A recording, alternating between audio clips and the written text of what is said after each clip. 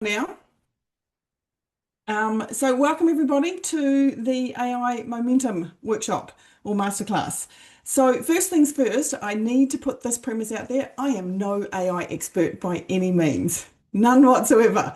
However, I do use it every single day, and it was actually working with a couple of clients and my husband that I looked at the prompts that they were using and saw the outputs that they were getting in comparison to the outputs that I get, and realized, well, I do things quite a bit differently to them and get a different quality of output. So I thought, right, well, let's share what I'm doing. Hopefully, this will help some of you out there, particularly if you're a content creator. Particularly if you content creator are a coach or in a service type industry. However, that being said, if you are an entrepreneur, this is going to help. Like, this is going to make a difference in terms of what we're doing here, because from an entrepreneurial perspective, every entrepreneur needs to understand marketing. And I suppose if I can give a little bit of the background from where this was driven from, I've been an entrepreneur for a very long time now. I'm not even going to mention the number of years. And a lot of what we do in our business is not actually the coaching or the presenting and speaking, that sort of thing. It's actually marketing what we do. And so I've spent a very long time doing marketing. In fact, when I came off the stage, came off the platform and speaking from stages, I did a lot of the marketing for my husband's business. So I probably spent a good 10 years just doing his marketing. Now, I'm also not going to get up here and tell you that I'm a marketing expert, because that's not my lane, so to speak. However, I do have a lot of marketing knowledge in terms of what works and what doesn't. And that's probably where a lot of my prompts come from, is that base knowledge on how to market our services and things like that out to the marketplace. And so that's kind of where I can speed up and definitely save myself a lot of time during the week. So the biggest thing is, starting off, I suppose, is most people that I see using AI use it like Google, where they're just typing a question to get a generic answer. And they're wondering why everyone else is saying, oh my God, AI is absolutely life-changing, right? The gap between why some people find it incredible and amazing and where some people are struggling with it is understanding that it's not the tool, it's how you're relating to the tool. So, for example, actually, I used AI this morning to do a slide deck for me. So let me just share my screen so you can see that. And it might give you a bit of a context. Hey, everybody who's just joined in, great to have you here. Hello. And that would be this one here. All right. Just let me know if you can see my slide deck. Thumbs up, give me a thumbs up. Yep, perfect. Okay, great. So here's an example of what most people do in terms of what they put into the prompt for AI. And what they'll do is they'll type a vague question, which means they're going to get a generic response and sound like everybody else. Smart people will then spend time rewriting the response that they get so that it sounds like them. Now, you might spend 20 to 40 minutes rewriting what's been outputted. So then I would question, well, was it any smarter or was it any faster using it in the first place? All right. And a lot of people then go, look, it's overrated, or it's just so generic, it sounds like everybody else and we need to stop using it. Right. What changes everything is that if you actually teach the AI who you are, give it strategic creative briefs, and that way you'll get outputs that you can actually use that actually sound like you. And like I said, it's saving me around about 10 hours a week. So for example, this is an example of what I've seen people do before. A basic prompt would be something like, write me a social media post about imposter syndrome. Okay, I'm going to say straight off the bat, that's a really lazy way of doing a prompt, and we're not going to do that. And hopefully what I show you today will give you just a couple of tips on how to do a much better prompt. What you'll get when you give something like that is a generic list of tips that everybody else is sharing on the internet. It'll be a hype. So particularly for coaches and content creators, there's a lot of hype. It's almost like the AI has been programmed to hype people up. 5 bullet points that anybody could write, 20 minutes of editing if you want to try and make it yours, right? as opposed to doing a strategic prompt. So, what we're doing with a strategic prompt is we're looking for an audience, we're looking for the goal, we're looking for the key message, the tone, the format, and any constraints. So, for example, it might sound something like this. Please write me a school community post. And by the way, I still use my manners with AI. It's completely up to you on how you do it, but I'm a manners girl. So please write me a community post for spiritual entrepreneurs who know they're meant for more, but keep second guessing themselves every time they're about to put themselves out there. My goal is to spark a discussion. I want people commenting with their own experiences. The key message I want to share: imposter syndrome isn't a sign that you're not ready, it's a sign that you're expanding beyond your current identity and your nervous system feels unsafe. I want the tone to be warm, like a friend who's having a coffee and just having a conversation. Definitely don't want it to be preachy and not clinical sounding. Keep it short, 3 to 4 paragraphs. Make sure there's a good hook that stops the scroll. End with a question that's easy to answer, easy and quick to answer, that's engaging and invites them to comment rather than just reflect on the spot. Avoid anything that sounds like a motivational poster, the phrase, you've got this, hustle. What are some of the other things that I say? Hustle, you're not broken, because that's been done to death now, or any generic advice about just doing it anyway. That is the type of prompt that I would typically put in, as opposed to write me a social media post about imposter syndrome. Does that make sense, everybody? Give me a thumbs up or put a one in the chat if you can. Good work. Okay, so that's kind of like the stock standard basics of how I'm using AI. So that's one of the first things that I do. And by the way, I'm going to probably share with you. I'm going to show you my Chatty and my Claude. So those are the two that I predominantly use. From the perspective of writing content or speeding up my workflow during the week, as well as my health and fitness. Because I tell you what, I absolutely adore Chatty in terms of it's my personal trainer for my workouts.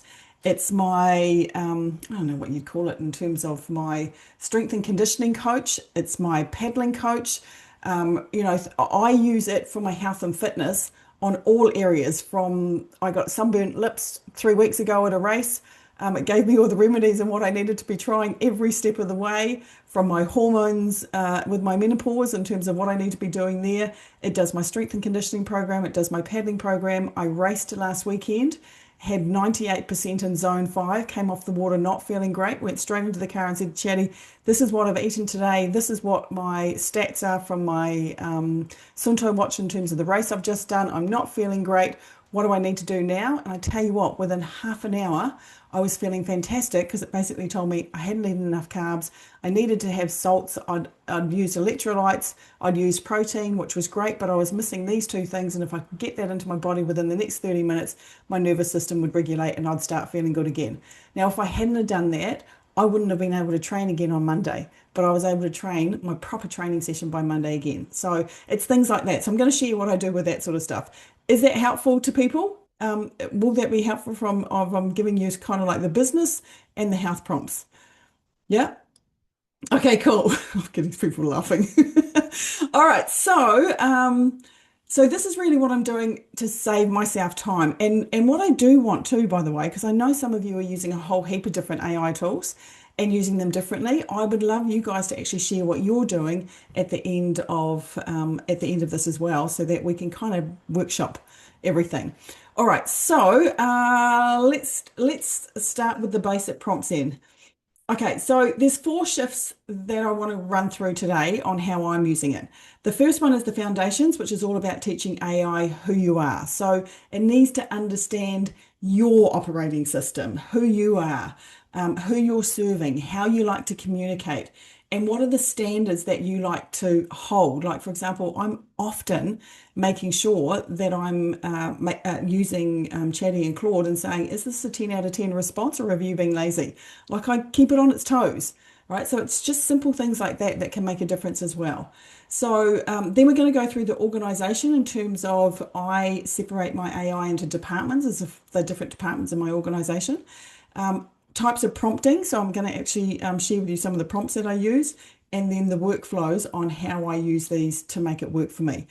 One thing I'll also mention here as well is that I think AI is a great tool, but I do not think it can replace you. I do not think it can replace our authentic voices. And I think when people use AI all the time, that's when you lose your connection with your audience or your clients. And so I do suggest to people that you make sure that you are not giving up the essence of who you are. Because at the end of the day, people come for you, not an AI replica of you. And in fact, I was listening to a podcast with Gary Vee the other day, and he was saying as fast as social media came in, because if you think about it, social media has only been around for the last 20 years, as fast as it came in, with the introduction of AI, we're probably going to see it disappear just as fast. And that's because people are going to stop watching things if they don't, people will lose trust with your communication if they don't know if it's you or an AI. And I know for myself, if it's AI, I scroll. I just click the scroll button. I don't want to see somebody that's just done an AI replica or it's all AI driven. I want to see real people. And so what I suggest we're doing with this is we use it as a tool to amplify our message, but we do not let it take over the authenticity of who we are. And I think that's really important to make sure that's what's going to be the new, I believe, the new currency going forward from an online space is who's authentic, who's real, and who do I believe and trust because I can see them and it's actually them. And I think that's something worth keeping in the back of your mind. Okay, so the foundations, teaching AI who you are. So, what I do here is I make sure that I set up in Claude. Actually, let me know in the chat or give me a one in the chat whether or not you have set up your user preferences. And I'm only going to be talking about Claude and ChatGPT because those are the main ones that I use. Whether you've set those up in either of those two AI bots. Who has actually set up their preferences and their memory?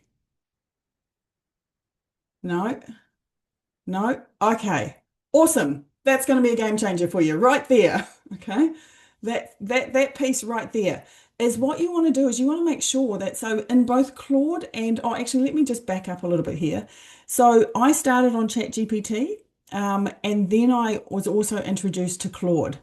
I probably use the two of them in conjunction with each other because I find them more powerful working in partnership than individually. So I actually think Claude is a much better content writer. And so I use Claude for the majority of my YouTube posts, school posts, community posts, helping me write my programs, all of that sort of stuff. So anything to do with writing, I use Claude. Anything to do with general, my fitness stuff, actually, all my health stuff is all done through ChatGPT. I'll do exploratory things in ChatGPT and then copy them into Claude to write my final scripts. Now, I do find every now and then, sometimes Claude shorts itself out. Sometimes ChatGPT shorts itself out. And so I'll jump to the other one when it does that. And so, or if I get a response back, I'm going, no, this isn't working.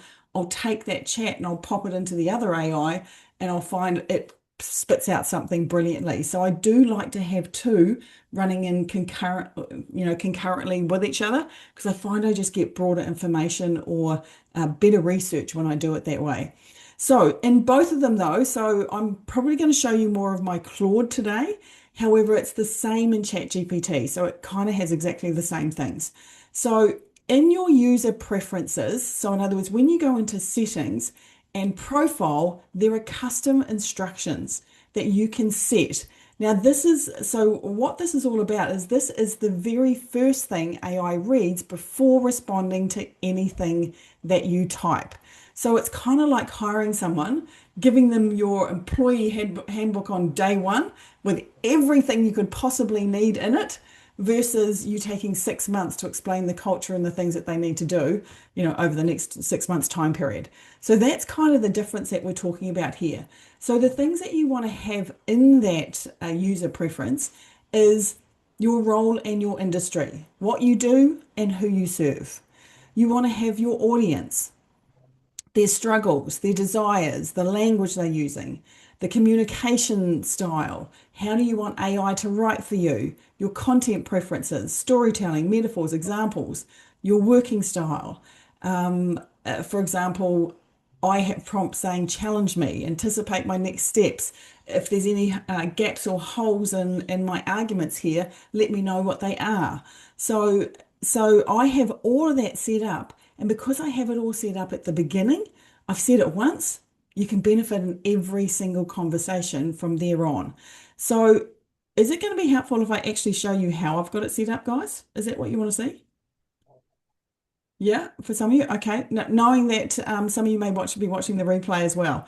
All right. So let me go into, for example, uh, Claude.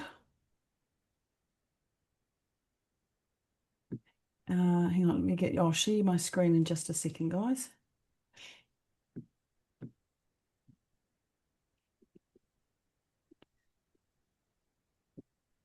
Okay, so let me just stop that share and let's jump onto this one here. Any questions, by the way? If there's any questions, pop them in the chat if you can type, or raise your hand. So let me share this next screen. Hold on.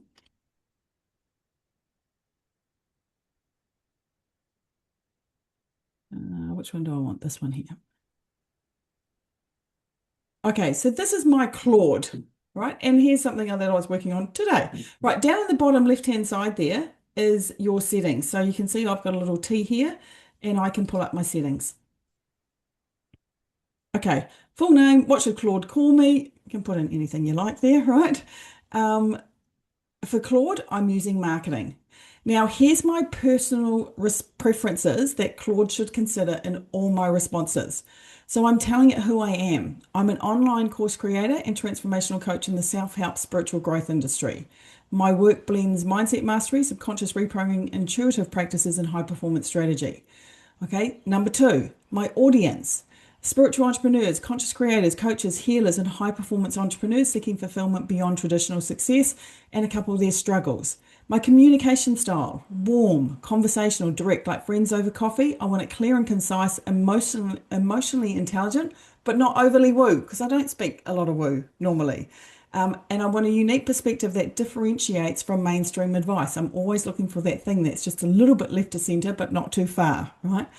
Content preferences. I like to blend storytelling with concept teaching. I like to have metaphors as well as real world examples. And I always like to have a call to action or a reframe. For sales content, use persuasive but integrity driven language focused on client transformations. And my working style is challenge my ideas when they don't meet excellent standards, anticipate next logical steps, favor quality over quantity, and like I'm always talking about, what's the shortest route to our goals? Address the higher self versus consistent action gap that my clients all face. Humanize all my responses. That last line is actually something that I recommend everybody sticks in their settings. Humanize my responses, right? So it kind of just allows it to be how humans talk, not AI bots talk. Right, so that's my personal preferences that I have in Claude, and you can do exactly the same thing in Chatty as well. So that kind of sets up the basics of everything that it's going to do from there on in. Now you can also set everything else in here, your notifications, your appearance, your voice settings, and that sort of stuff as well. But that is the basic stuff that I have in there. Okay. Any questions? Let's bring my chat box up. Yeah, I was going Okay. to Any write it, questions? but can I ask it? Yep, go for it. Does the free versions give you the availability of all these settings too, or do you need to have the paid versions? Free, don't quote me on this because I've had the paid version for a long time now. I'm pretty sure the free version has all the settings. Okay, thank you. Okay, pretty sure I'm pretty sure, I'm 90% sure, Gary, that it has the free versions. And also when I come to my next thing, I'm going to talk about projects. You get 5 free projects in both ChatGPT and Claude, which is how I do a lot of the stuff. A lot of the stuff you can do on the free versions. You don't need the paid versions. The only thing that I would say is that if you're using this, like we're seriously talking about 20 bucks, $20 a month, and I seriously think, highly recommend it, is because I often find I run out of time and it says you've got to come back in another 4 hours and I've got to wait. And by then I've lost my flow. So for me, 20 bucks is worth it. 20 bucks a month is worth it for me to stay in the flow when I'm doing it. So I don't get limited by how much output it gives me when I'm working on things in my flow zone, if that makes sense. Okay, so that's the settings. All right, user preferences. Now, by the way, I also have actually made up a document that's in the classroom that you can purchase, which has all my prompts and all the templates in it. So if you're looking at this going, oh, how can I get this?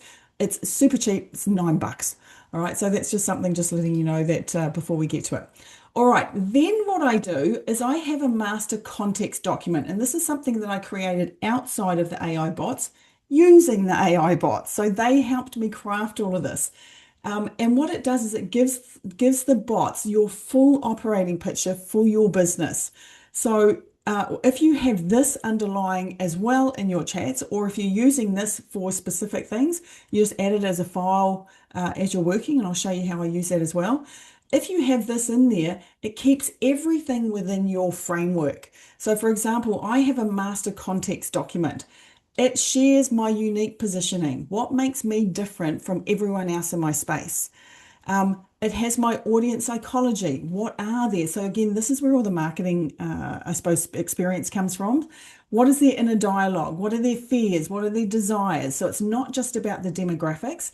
It's actually the specific pain points my audience feel and how they express themselves in their words.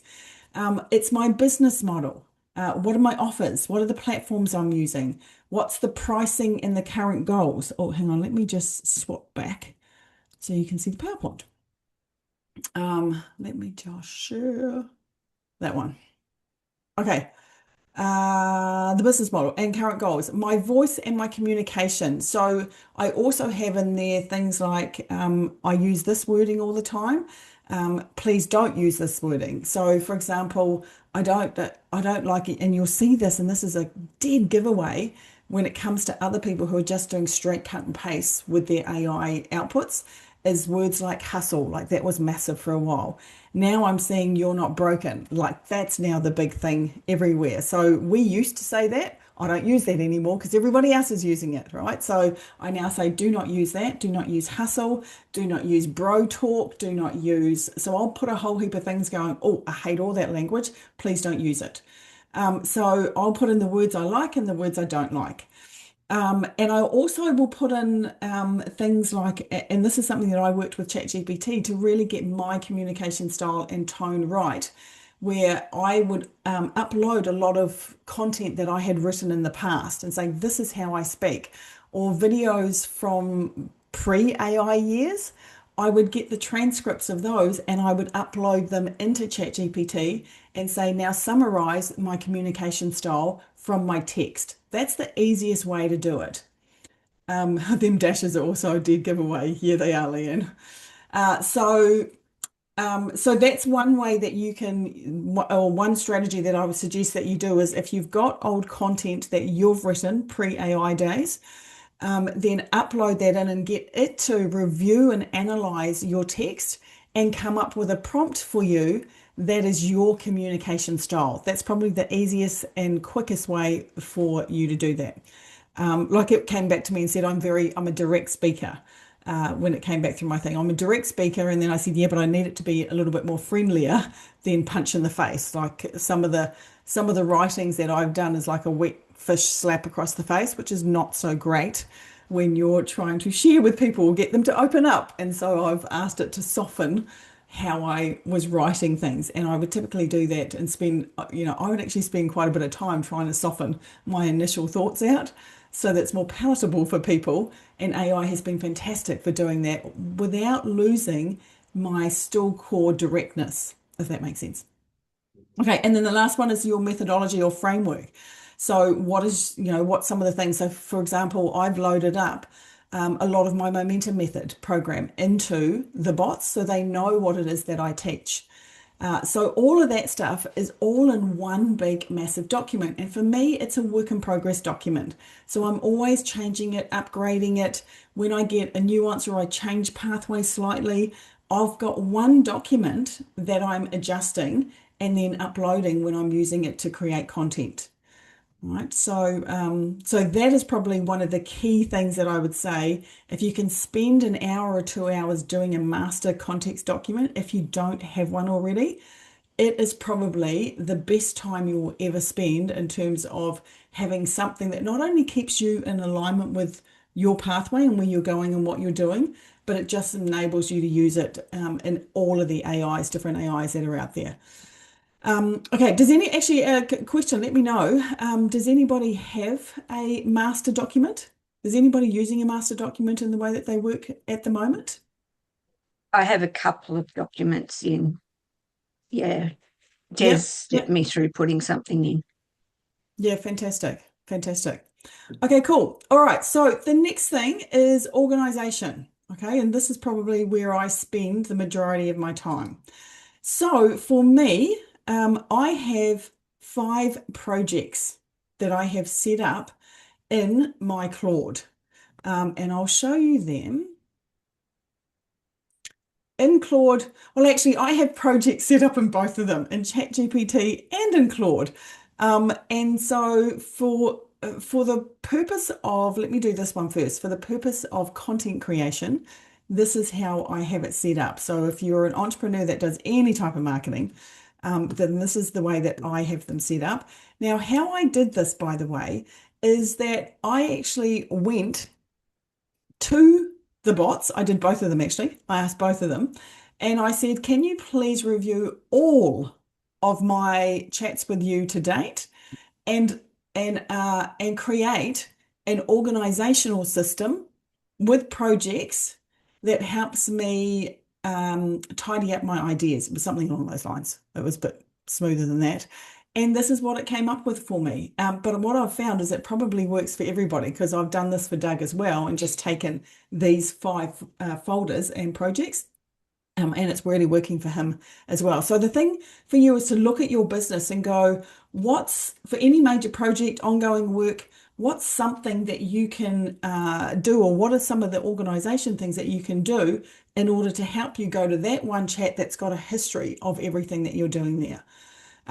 Okay, so this is kind of like where you're setting up your departments and it will have specialized context loaded. So for me, I have my brand, voice, and content. Every piece of content will sound like me because I've got all the information in my brand, voice, and content folder. My next one is program development. Okay, I'm going to run through all of these, and then if we have questions at the end, you can ask me at the end. So this is making sure that everything ladders back to my momentum method framework. My third one is community strategy. So this is my engagement. This is the culture that I'm trying to build. This is my retention in whichever platform I'm using at the time. I've got sales and marketing, which is things like launch sequences, my emails, objection handling. And then the final one is my content creation. So this is actually my YouTube, my podcast. If you've got a blog, that would probably go on here. And this is all about your long form authority building. Okay, now in each project, there's 2 layers. There's custom instructions, which is kind of like the operating system, and it's teaching the AI how it should think in this department. And then it's uploaded files, which is the reference library, which is what the AI should know. So let me show you what that actually looks like. We want that one. Okay. So if you have a look on my sidebar here, you'll see I've got 54213. I've got YouTube and podcast. I've got sales and marketing, my program development, my brand voice and content, and my Skool community. So I'll click on 3. So in here, I've got an explanation of what it is. So it's building community, weekly community posts, challenge creation prompts, member welcome sequences, my engagement campaigns, tier positioning, community culture guidelines. Now underneath it, so what happens is I've got that all set up, and if I come into here, I can have a look at the details. So it's basically telling me everything that I want it to be. And so that reminds me, because I'm going to tell you right now, I forget sometimes there's so much going on. I forget which project I'm meant to be doing what in. And so the reason why I've got everything in here, it's like, okay, which one am I meant to be doing my school post in? It's this one. Okay, which one am I meant to be doing YouTube in? Okay, it's this one. And so, excuse me, if you've got a clear description, then that lets you know what you're meant to be using it for. Okay, and you can see that I've got a whole heap of posts, but around they're all around my community. Everything to do with my community is in here. Now I just scrolled out so you could see. Now on the side here, can you notice here's the memory? All right, so it's only to me. Purpose and context of this is I run the Superconscious Switch Skool community, who it's for, my approach, my current state, what I want to do, my goals. So I've got a whole heap of things in here that tells it exactly what I want it to do as part of its memory for my school platform. Then underneath it, I've got instructions. And again, these things have been loaded in there once. This is what saves me so much time. Okay, so my community goals. So in here, this focuses on my school community. I've got community goals, build genuine connections, not just broadcasts. Convert my free members to premium, create a culture of follow through and momentum, position it as the community for entrepreneurs who actually implement and want both business and spirituality. It's a community, not an audience. So this goes back to Sam Ovens actually, his teachings in terms of you want to be the host of the party, not the person up the front just lecturing. So I've got that in there to make sure that it knows that all the posts need to be conversational, like you're at a party. My posting strategy, I don't really stick to that, but my posting strategy is in there. And I've got things like these are the types of posts that work. And when I'm creating school content, I don't like the big long screeds. I like short and punchy, 2 to 5 minute reads, one clear takeaway. Make sure there's always an engagement element, a question, reflection, an invitation. No fluff, no guru language, and no over explaining. Okay, that's me to a T. So I've got all of those project instructions in there, and then I've got files added as well. And so these files will be things like, for example, in sales and marketing, it might be testimonials. It might be, so I'll have a whole heap of testimonials listed in there as well. So it's anything that adds to what the project is actually doing for you. All right. So this is what saves me time. All right. So custom instructions, short, directive, always active, kind of like a job description. Your uploaded files section is your details or your reference base, like a training manual. So for example, when you're trying to get your voice, it might have been transcripts that have worked really well. It might be, so for example, in my YouTube folder, I've got this YouTube script went viral. So look at why this took off for people. So things that are going well, I might put in there so it's got a reference point. Okay. Now,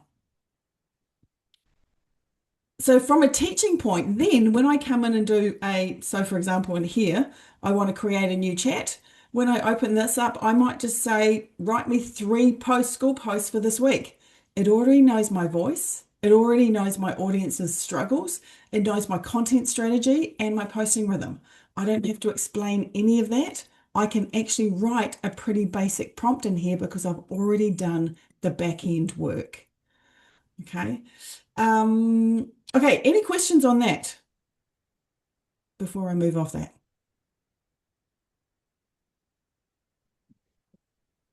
Okay, cool. Awesome. Is this helpful, by the way? It is very helpful. Are you going to share the prompts that you've given? Sorry, I I'm on my have that I can phone, so share I at have the to. end. At the Yep. end. Oh, I can Okay. share. So, for example, well, let me look at the last one that we just did, that I just did in here, which is school. So, I decided I wanted to do my challenge. Um, Okay, so what I did for this particular one was I decided I wanted to do a challenge because what I find is a lot of people in February, it's when their old patterns start creeping back in after they've committed to making change in January. So I knew now was the time I wanted to do a challenge. So what I wanted to do though was also look at, so what are people searching for at the moment? Like what are their biggest problems? So I'd already done this for my YouTube content and I had the trending hot topics. So I uploaded that file. Excuse me, I've got a frog in my throat. Okay. So I uploaded that file into this particular prompt. These are the trending hot topics right now. I'm thinking I'd like to do a 7-day challenge to boost engagement in the group. And I'd also said, and also I'd also given them some context in terms of people fall off the wagon in February. Please give me 5 outlines for different challenges we could run. Okay. Oh, hang on. Here's where it all was. Trending topics right now. So then it came back with it came back with all sorts of things. Challenge 1, challenge 2, challenge 3, and went into a lot of detail because of my programming that I've already got, my instructions that I've already got in the back end.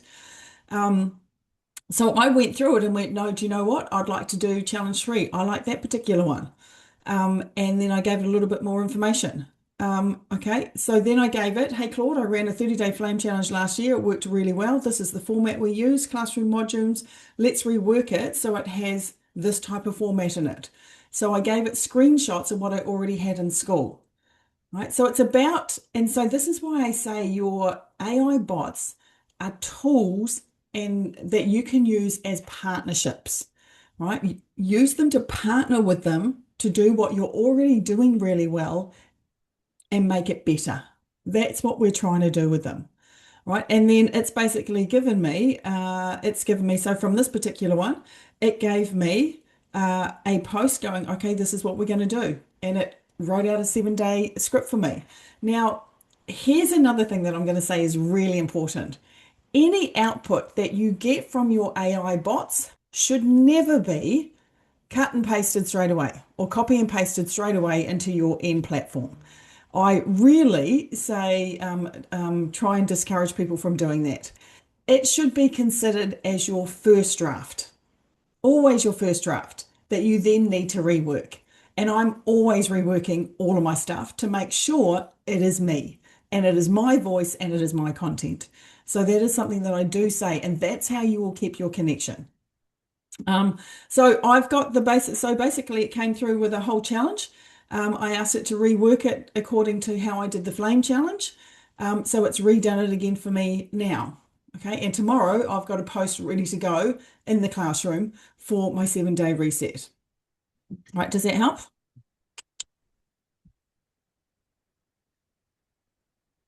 Okay. Like I said, I actually do have the prompts. If you are a premium member, that will be included into your premium membership. And if not, there's a special that I've got for anybody who wants these prompts as well. Okay, I'm going to move off that one next. The next thing I want to move on to is that prompting? I think I just missed all of that. Oh no, we're coming up to that one. Is chat naming and the organization of it. Actually, let me show you my chat GPT. Does anyone in here rename their chats or do they just leave it to what they name them? Who renames their chats?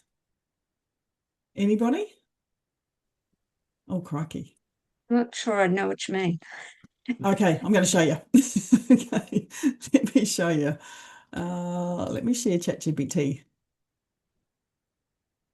Okay, here's my health and fitness folder, for example. So in here, what have I got? I've got lots of things. You can see everything that I do.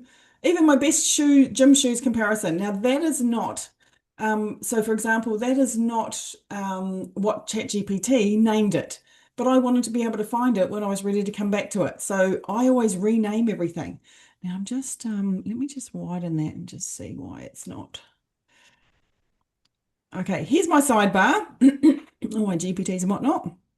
So under here, I've got my projects and I've got all sorts of projects, health and fitness, client coaching, GHL, school. Here's all the different projects I've got, all sorts of things, school archives, sales and marketing, job seeking for when Jermaine was looking for a job. So I keep everything separate so it's easy to find. Underneath here is a whole heap of different chats that I've got. Brisbane to Fiji flights, for example. I'm going to Fiji to do a race at Easter time. So I've got all that in there. I was doing research on Pepsi Max versus Coke in terms of Doug wants to swap to Pepsi Max for our Black Russians and I don't want to. So I was trying to figure out what is the difference between the two of them. Um, but my lip blister, healing tips, that's actually in my health and fitness thing. So I've got everything renamed. How do you rename it? If you click on the three dots beside the chat, you can rename it, you can move a chat to a project, you can delete it, you can archive it. I probably don't need Pepsi Max versus Coke in there because I think we settled that argument. So I'm going to delete that chat. I don't need it in my thing. Right. So anytime you want to do, I would always be using the three things to name it to something that you know what it's all about. So if we have a look at my health and fitness one here, I can come to it straight away. So race analysis and recovery, for example, that was me on Saturday asking what should I be doing and what went wrong. So to give you an example of the prompt, let's have a look at what my very first prompt was. Okay, I uploaded my watch data. I uploaded my foods that I'd eaten for the day and then and then told it what I was doing. I raced a 16K race. Heart rate was next level. Here's what I ate and drank. Please analyze what is going on in terms of my racing and if there's anything else I need to do for recovery. And it came back and told me everything that I needed. Now, what was really good for this was I was feeling, so this is more of a personal story for you guys. We won the race. We won line honours, but for 16 Ks or an hour and 21 minutes, I felt like my heart was going to explode and my heart rate was at max for 96% of the race. Now, I'm 55 years old in an open women's crew racing with a 20-year-old, and the majority of my other teammates are in their late 30s, early 40s. So I'm by far one of the older paddlers. And I do question whether I'm fit enough or strong enough to be in their crew every now and then. Now, it's not something I've ever doubted in my life before, but I certainly have moments like this particular race where I couldn't breathe. I could barely get any water in, and it was a tough race, but we were flying and it was fun. And so I questioned myself, but I tell you what, here's what ChatGPT did say to me in terms of, and let me come down, he said, it tells me my strength and technique hold. I wasn't metabolically empty, but I overrode my fatigue via drive, competition, and adrenaline. My issue wasn't fitness. And what it actually came back was I underfueled before the race. I didn't have enough carbs and I didn't have salts in my water. Had I done those two things, I wouldn't, it would have dropped my heart rate by 10 to 15 beats per minute, which is massive when you're in the middle of a race, right? So it's things like that that makes the bots an amazing tool to use if you're using it correctly, right? It gave me everything that I needed. I absolutely loved it. And then it gave me the plan for not only the Saturday afternoon, but my Sunday as well. And I checked in on Monday and said, right, I'm feeling pretty good. This was my planned workout. What do you think in terms of my analysis? I gave it my sleep data and it said, yeah, you're good to go. I did my session, came back and said, I feel really good with this. It came back and said, no, your fitness is back on track again. Everything you've done from recovery is good. You're back onto normal. So it's sometimes also confirmation, can give you confirmation for things that you're unsure of. So that's how I use it from a health and fitness perspective as well. So let me get back out of that one. So I typically will just come to my, does that answer the question, Kerry? Whoever had the question there? So I will rename all my chats so I know exactly where to go and when. So next level is the training program stuff that I follow by Dr. Stacey Sims. So what I did was I uploaded the book that I have. So I'd bought the book, uploaded the book and said, please summarize everything in this book. Now please create training plans and nutrition plans according to the principles taught by Dr. Stacey Sims and this book. And it has been fantastic. Absolutely fantastic. All right, so I've put that in there. And so I ask it to review my training programs according to next level principles. I ask it to review my nutrition plan or create a nutrition plan for me according to this expert. Right, so again, I'm going to go back to the prompting. Oh, actually might be the next part. I might be jumping ahead here. Actually, let me go to this next part in our slideshow, and that might actually answer why how I do things. I know I am jumping around a little bit here, guys, so If I lose anyone, just yell out. All right, let's go to the prompts because I think that's going to help us as well. The things, okay, actually, before I do that, a couple of tips as well is that start new chats for new topics rather than cramming everything into one thread. So just be aware that both Chatty and Claude has a limit in terms of what it can handle and what it can't. And you'll start noticing that the outputs start going a little bit weird. And so what it is it actually forgets what it had at the beginning. So you're better to start a new chat. And I often like to end, when I feel like it's almost at its end, I'll go, please write me a prompt to start a new chat that carries on this conversation. It'll give me the prompt. I copy and paste, start a new chat, and we've got a fresh conversation going. Okay, so that's something else that I do. All right, let's have a look at prompting because this is actually where it makes a big difference as well. So the anatomy of a good prompt is to make sure that there's context. So there's 7 elements that I work through in terms of most of my prompts. Context, so what's happening right now? What prompted this need to be able to ask Chatty in the first place? Role, who do you want the AI to be in this conversation? Most people forget this, forget to put this one in. This one is super important. And let me give you do I cover it in this one? No, I don't. Okay, let me give you a tip when it comes to the role. If you don't know who you want it to be, then start a new chat and ask it, who are the top people in this field or this organization or this industry currently in the marketplace? And it'll give you a whole heap of things. So a classic example of this was my mum. Now, mum hasn't been very well, and she is a Google searcher. She uses Google Doctor all the time. Now, she's 75 at the moment. She's had thyroid cancer, and she's had a whole heap of elements in that. So it concerns me that she uses Dr. Google. So what I've done is I've taught her how to use AI. And the very first thing I did was, please search the internet for an online doctor who deals with general practice medicine, who has a good balance of natural remedy suggestions and Western medicine suggestions. So it has a good balance between the both of them. And so I put in a whole heap of parameters in terms of what I was looking for. It gave me back 5 names because, again, they've got to be doctors that have actually published stuff so that it can be found on the internet. It gave me 5 names that I then went and looked up myself and researched them and went, okay, no, I don't like that guy. That guy didn't seem very good, and gave me a doctor. And I looked through a lot of his material and I went, this aligns with how mum thinks in terms of her healthcare. So that gave me the role for what I wanted the AI to be. So then what I did was I put in, okay, my mum needs uses Google Healthcare, so I want to be able to give her the best advice possible when she's searching online. You are Doctor, can't remember his name, whatever his name is, and follow a lot of his practices, right? That made all the difference for the outputs that mum has been getting since then, right? So it's really important that you put in the role. You are a marketing strategist. You are a YouTube strategist. You are a copywriter. You are an editor. You are a high-level performance coach. You are a strength and conditioning coach. You are a nutritionist, right? So you really want to make sure that you're putting that in because that is one of the steps that I know a lot of people miss.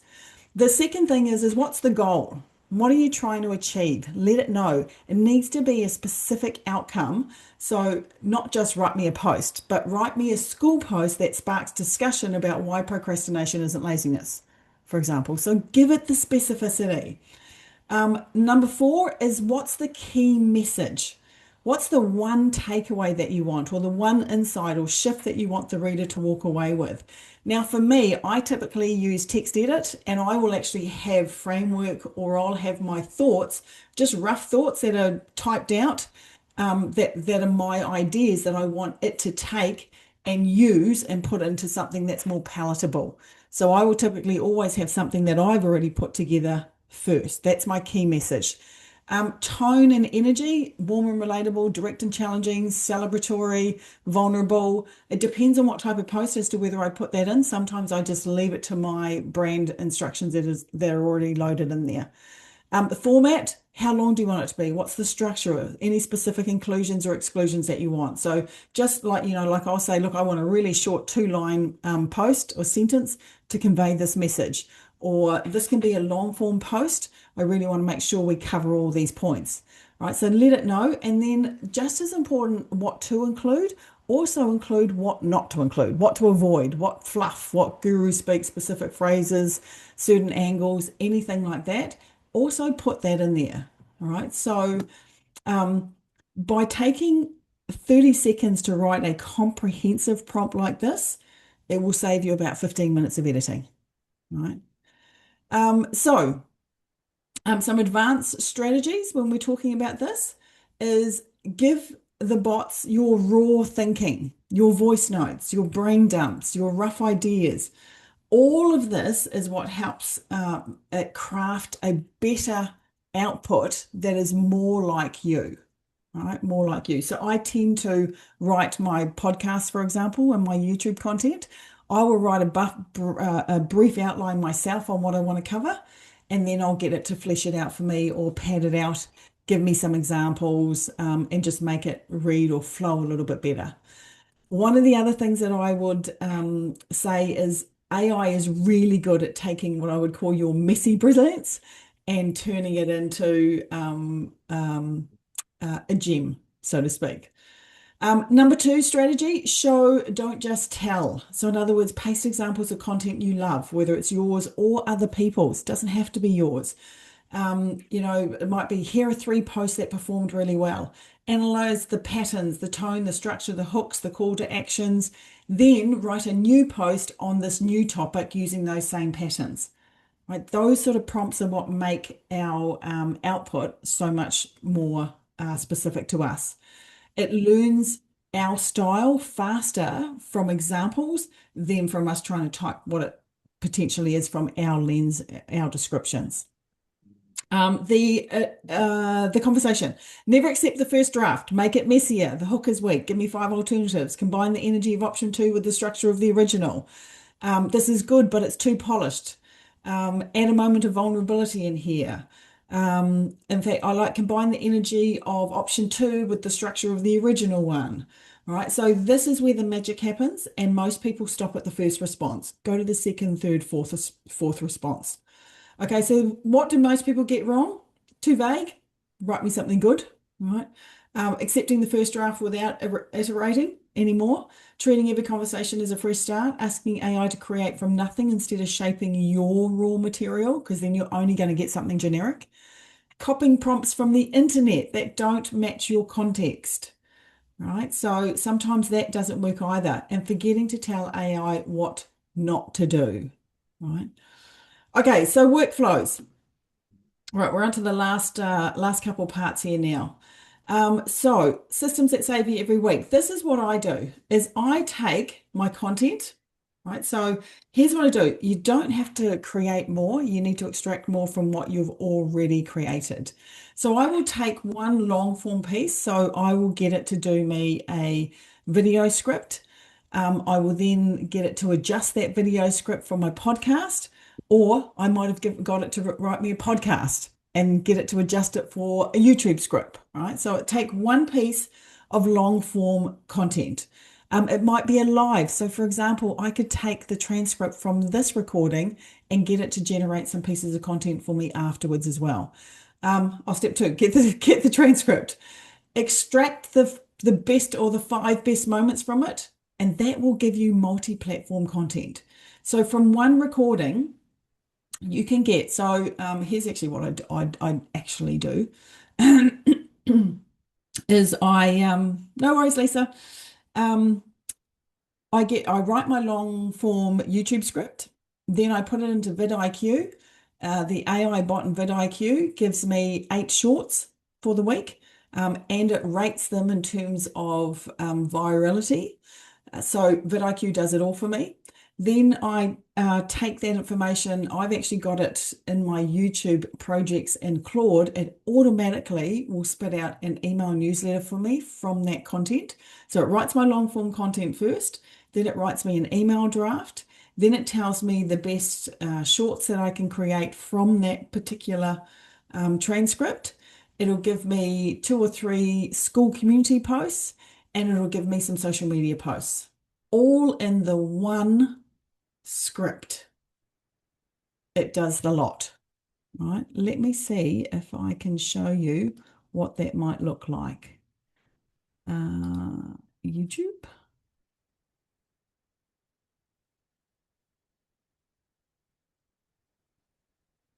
Let me see if this has got, okay, let me see. Is this helpful, by the way, guys?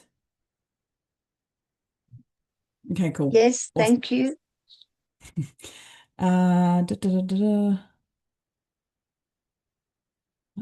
Let me just see. I'm just trying to find you something I can share with you guys. Oh, here's January. Okay, let me swap over and show you an exact example.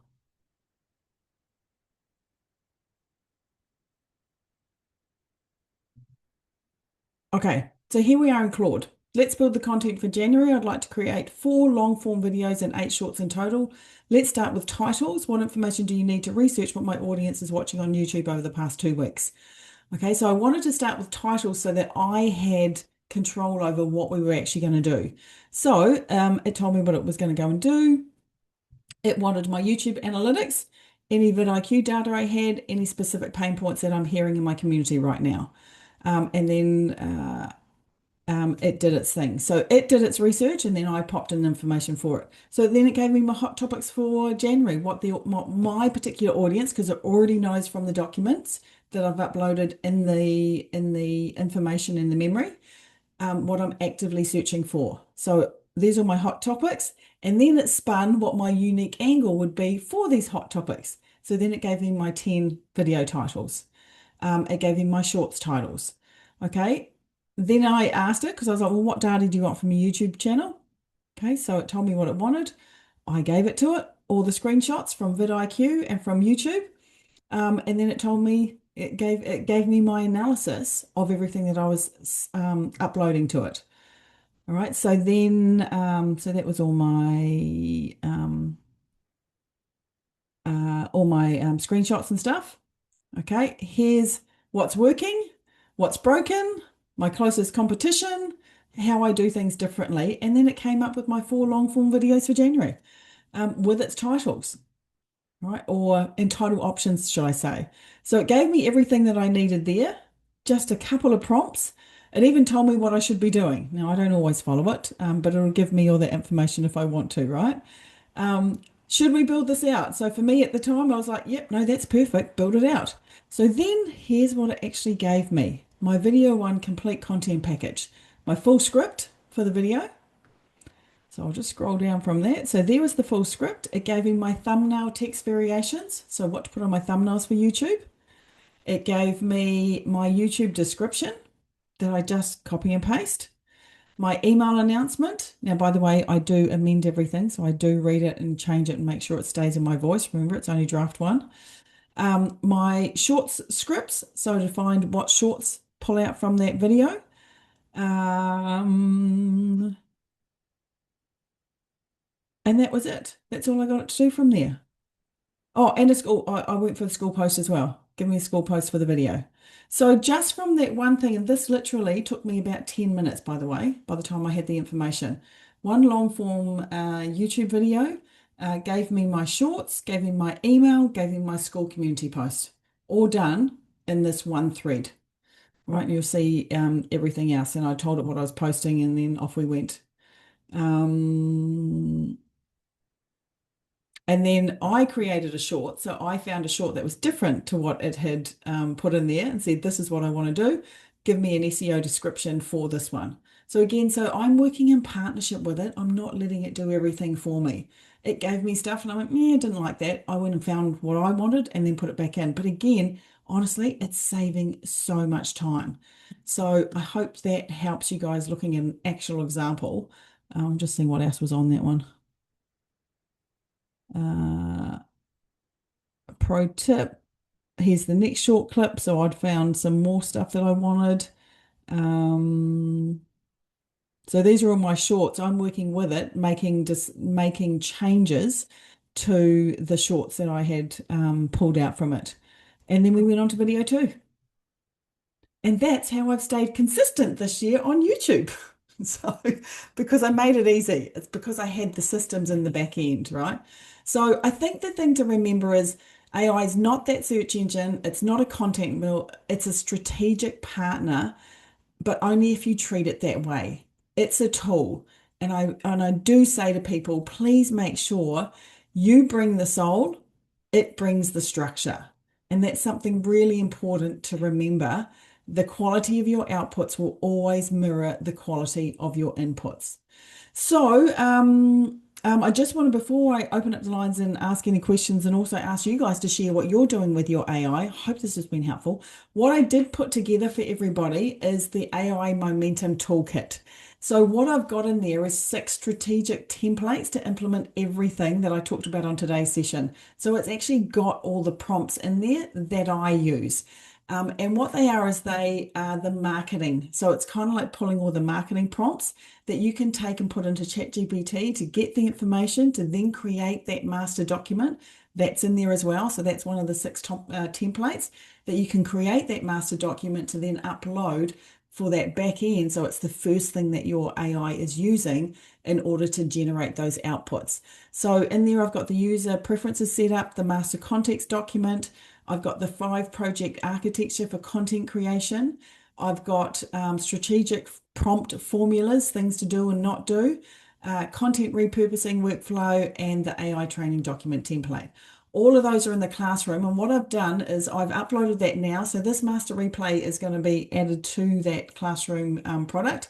For the next 24 hours, it's available for $9. I wanted to make it as cheap as possible for everybody to be able to access to get those tools and get those documents. And then it's going to go up to $27 as a normal classroom content thing. So that's available now. You can find that in there now, but it's only for the next 24 hours. Okay, that's me. So, any questions about what I shared or how I do things? I know a couple of people had to go. If you have got any questions, let me know. And if you haven't got any questions, but you want to share something cool that you're doing with AI, then let me know. Let's share it in this recording as well.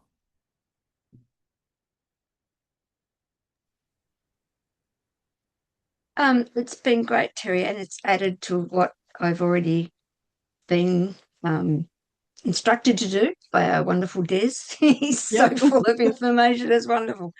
Um, and one of the other things he's put me on is to, oh God, I can't remember what it's called. Notebook MLLM. Yep. And bringing up some imagery, slide or a infographic.